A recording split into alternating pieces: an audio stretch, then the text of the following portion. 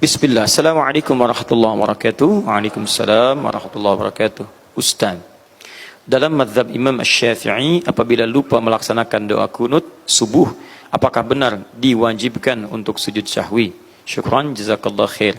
Tayyib, pertanyaan pertama, kenapa Anda lupa? Itu dulu. Sebab memang kalau sudah lupa itu suka nggak ingat, itu normal. Tapi pertanyaannya, kenapa Anda lupa? Kenapa Anda lupa? Karena ada teman Anda tidak lupa, Anda lupa. Jadi persoalan, lupa faktornya bisa banyak. Lupa ketika saat sholat banyak pikiran dan belum diselesaikan. Lupa berlindung kepada Allah sebelum sholat. Karena Nabi pernah mengajarkan pada kita, sahabat mempraktikkan, ulama menyampaikan, jika Anda punya persoalan sebelum sholat, berlindung kepada Allah. Ista'iz billahi minasyaitonir rajim. Minta perlindungan, mohon kepada Allah. Yang kedua, pahami bacaan-bacaan sholat. Dengan pemahaman itu, Anda bisa mengingat dan bisa mengetahui sedang apa yang sedang Anda lakukan dalam sholat Anda. Takbir, pahami isinya. Lisan mengucapkan, kemudian fikiran, kemudian memahami itu semua. Dalam kondisi demikian, lupa, kemungkinan Anda sholat sendirian. Karena dalam sholat berjamaah, itu bisa saling mengingatkan.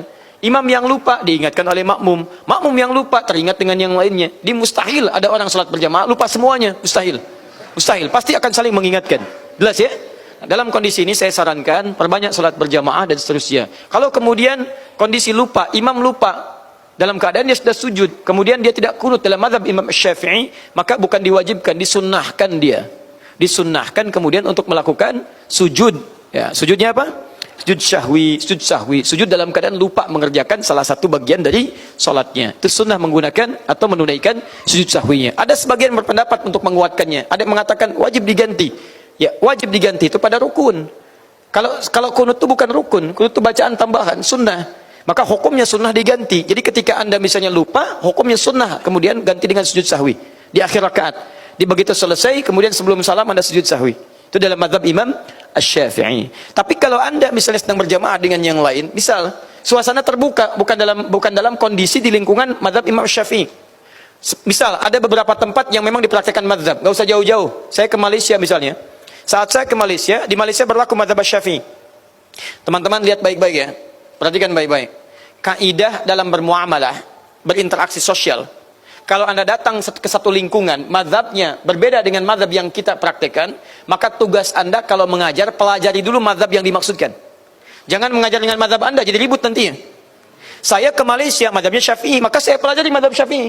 Dan saya ajarkan mazhab Syafi'i. Adapun yang lain sebagai perbandingan. Misal saya katakan, Bapak, Ibu sekalian, Mak Cik, Pak Cik, saat kita salat subuh ada kunut di situ. Pendapat Imam Syafi'i kunutnya begini, bacaannya begini. Tapi kalau Pak Cik, Mak Cik main ke Indonesia, misalnya berkunjung, Anda dapati satu daerah tidak menggunakan kunut, itu tandanya bukan dia tidak salatnya sempurna. Tapi ada nanti pendapat lain. Bisa pendapat di mazhab Maliki yang kunutnya sebelum ruku. Ada yang pendapat mazhab Hanafi yang dia tidak kunut, dalilnya ini.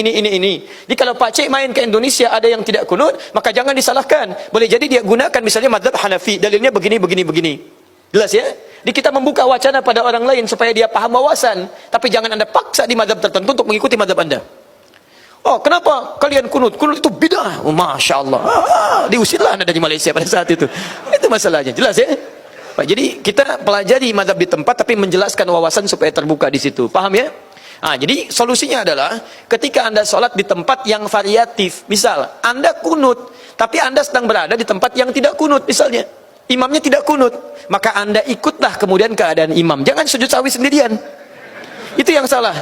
Misal Anda salat subuh, imam tidak kunut. Begitu imam tidak kunut, selesai imam salam, Assalamualaikum warahmatullahi, Assalamualaikum warahmatullahi. Anda sujud sahwi di situ, Anda terlampau soleh di situ. Tidak tepat dan salah itu, karena salat mengikuti imam. Innama ju'ilal imamu liyutamma bihi. Imam dijadikan untuk diikuti. Sama dengan Anda, begitu Anda tidak kunut, Anda kemudian bermakmum di belakang orang yang kunut, imamnya kunut. Kata Syekh Al-Utsaimin, Ibnu Shalih Al-Utsaimin, beliau mengatakan, Anda kunut, ikuti. Aminkan. Masya Allah, Syekh Utsaimin itu beliau tidak kunut, memilih yang kunut nazilah, mazhabnya Hambali. Tapi beliau berfatwa, jika Anda sholat di belakang imam yang kunut, maka Anda pun aminkan kunutnya. Itu indah teman-teman sekalian, gak ada masalah. Dan saya tuh suka heran ya, kenapa saya saat tugas di Mekah suka unik sendiri saya melihat. Kadang pengen senyum, kadang-kadang pengen ditahan. Kalau di Mekah sholat di belakang imam, gak ada yang berantem tuh, dan gak ada yang protes. Kita teman-teman, umumnya orang Indonesia ada yang kunut saat subuh, banyak yang kunut. Tapi ketika dia berhaji, sholat di belakang imam di Masjidil Haram, subuh kan gak kunut dan gak protes. pernah saya dengar selama tugas di sana, ya begitu imamnya selesai salat subuh, salah imam tuh, gak kunut, misalnya nggak ada. Biasa aja dia salat. Bismillah sana disirkan, ikut disirkan, gak ada yang protes. Yang ada tenang, nyaman, salat pulang. Kenapa ketika pulang pada ramai lagi?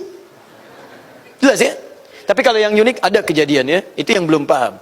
Begitu imamnya disirkan, langsung baca hamdalah, alhamdulillahi rabbil alamin. Imam Muhammadiyah tuh. Masya Muhammadiyah. Muhammadiyah cabang Masjidil Haram. Nah, ini itu sudah pernah saya jelaskan ya. Jadi jelas ya, jelas jawabannya. Kalau anda memang mengikuti mazhab Syafi'i, maksudnya dari jalur Imam Syafi'i, bukan kelompok tapi jalur Imam Syafi'i, anda kunut salat sendirian, anda lupa, maka anda tutup dengan sujud sahwi. Baik ya, jika ada imam salat subuh, tiba-tiba dia tidak kunut, kemudian setelah tahiyat, sebelum salam dia sujud sahwi, itu tandanya imam tersebut sedang mempraktikkan mazhab Syafi'i. Maka ketika dia sujud sahwi, anda ikut sujud sahwi. Ya, jangan subhanallah, subhanallah, subhanallah. Nah, anda yang tidak paham di situ ya. Dan anda yang imam jangan dibalas, subhanallah. Bisa. Anda masalah di situ. Bismillah. Mana tadi? Oh, yang ini dulu ya. Bismillah. Masya Allah, tanpa muqaddimah, tanpa salam, tanpa bismillah. Untuk wanita sebaiknya sholat di rumah atau berjamaah di masjid. Saya pernah jawab ini, teman-teman sekalian, jika memang memungkinkan ke masjid, terbebas dari 3 keadaan para akhwat. Keadaan pertama adalah tidak ada kewajiban perempuan yang memang harus dilakukan oleh perempuan di rumah. Misal, ada anak yang harus diberikan ASI, ada anak yang harus dirawat, dan kewajiban itu melekat kuat pada perempuan karena tidak ada ayah yang bisa memberikan ASI misalnya kan, dan seterusnya. Karena itu mohon izin, dalam kondisi ini jangan maksakan ke masjid. Yang kedua misalnya belum terbebas dari fitnah. Jika anda bisa bebas dari fitnah, fitnah itu kondisi-kondisi di jalanan yang mungkin maksudnya agak jauh dari rumah, atau tidak ada mahram untuk berangkat, tidak ada kelompok perempuan yang lain. Bisa juga yang pakaian-pakaian yang menyesuaikan. Hati-hati, ke masjid bagus ada mahram, tapi pakaiannya terbuka, membuka fitnah bagi yang lain, itu tidak baik. Kemudian yang ketiga adalah aman kondisi di masjid, ada saf khusus untuk perempuan yang tidak bercampur, nggak ada ikhtilat di sini. Jika 3 ini terpenuhi, kondisi aman iya, fitnah bisa dihindarkan. Kemudian yang ketiga, tidak ada kewajiban yang melekat pada perempuan, bahkan anak bisa dibawa untuk berjamaah misalnya. Maka yang utama perempuan ke masjid dengan seizin sepengetahuan suaminya. Kemudian jika mahramnya bisa berangkat lebih baik, dan atau kelompok-kelompok perempuan yang lainnya. Jika kondisi ini salah satunya ada, maka keutamaan bagi perempuan sholat di rumah, dan itu senilai dengan sholat laki-laki yang ke masjid. Jangan pesimis, senilai dengan laki-laki yang ke masjid. Seorang perempuan Ansar pernah bertanya pada Rasulullah SAW, ya Rasulullah, enak jadi laki-laki. Kata perempuan ini, ya ke masjid bisa kapan saja, berhaji tidak perlu ada mahram, berjihad bisa kapan saja. Kami perempuan bagaimana? Kata Nabi, tidak adakah pertanyaan sebaik yang perempuan ini? Nabi mengatakan pada sahabat yang laki-laki, ini diantara sekian pertanyaan yang hadir sekarang, ini yang paling bagus, kata Nabi. Lalu apa jawab Nabi? Sampaikan pada teman-temanmu. Padahal perempuan ini tidak pernah menyampaikan, saya utusan dari teman-temannya. Tapi berita dari Allah menyampaikan, sampaikan pada teman-temanmu. Kaget perempuan ini. Rupanya sebelum berangkat dia berunding, ada perwakilan dari dia. Dia berunding dengan teman-temannya, sampaikan kepada Nabi. Ya kamu jadi utusan. Kata Nabi, sampaikan pada teman-temanmu apa yang dilakukan para pria di luar rumah, para suami, sepanjang istrinya ridha mempersiapkan dengan baik, maka dia mendapatkan pahala yang sama tanpa dikurangi sedikit pun. Jadi ibu bisa bayangkan, suami ibu dorong ke masjid, Pak, ke masjid, Pak, ke masjid. Ini pakaian sudah disiapkan, minyak wanginya ada di sini, Papa gunakan, tolong doakan keluarga Pak ya. Begitu ibu siapkan, suami berangkat, kemudian dia berangkat sholat di masjid, ibu sholat di rumah, maka ibu mendapatkan nilai sholat yang serupa pahalanya dengan suami yang ke masjid. Gak pakai oh, itu nyata. Bahasa Nabi kok pakai oh? Dari Nabi itu, Bu. Bolehkah kita pada saat sujud berdoa dengan ayat-ayat Al-Quran? Pertama mungkin bukan kita, tapi ibu. Ya, baik. Ayat-ayat Quran saat berdoa itu tidak boleh dibacakan ayat Quran saat sujud. Nabi melarang. Tapi Anda tidak dilarang berdoa dalam sujud. Yang diantara doa itu barangkali ada ayat Qurannya. Tapi saat Anda bacakan, jangan diposisikan sebagai ayat Quran, tapi sebagai doa. Ya, diantara para ulama memberikan jalan keluar. Bisa jangan dibacakan misalnya pas awal ayatnya, bisa pertengahan ayatnya. Misal, doa yang sering kita bacakan, bisa apa yang paling favorit?